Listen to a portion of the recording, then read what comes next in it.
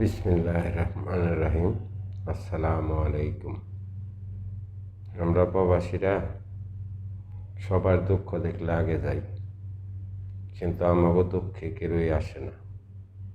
তার কারণ হলো বাংলাদেশে যে সঙ্গে উঠা আন্দোলন শুরু হইল, সর্বপ্রথম প্রবাসীরা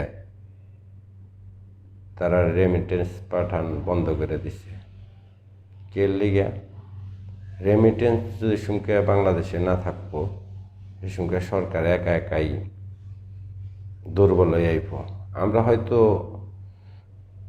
রাস্তার মধ্যে যুদ্ধ করা হারম না,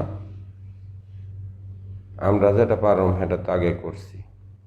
কিন্তু আমাগো কি দুর্ভাগ্য কপাল, আমাগো লিগে একটা কথাও তারা কইল না। এই যে আজ ডুবার মধ্যে 54 জন মানুষ পুলিশে ধরে নিয়ে গেছে, তারা এই দেশে মিছিল মিটিং করছে দেখে। হেরা জানে এদেশ এই রাজতন্ত্র, এদেশে মিছিল মিটিং বন্ধ। তারপরে কে লেগে গেছে?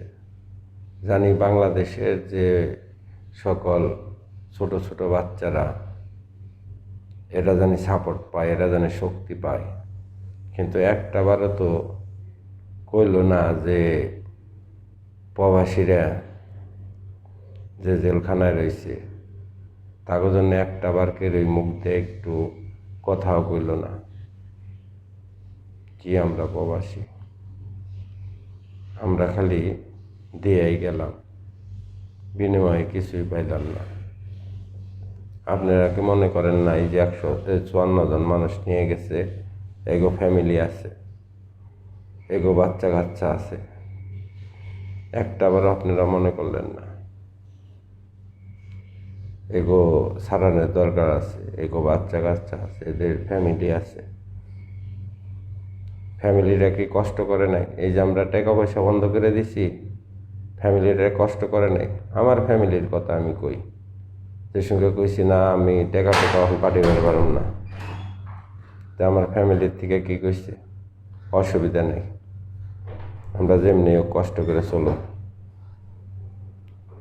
কিন্তু আমাকে জন্য কেউই কোনো কথা কইল না। যাই না কইল, বাংলাদেশ ভালো মতো চলুক, বাংলাদেশ সুন্দর মতো চলুক। আসসালামু আলাইকুম। সবাই ভালো থাকবেন।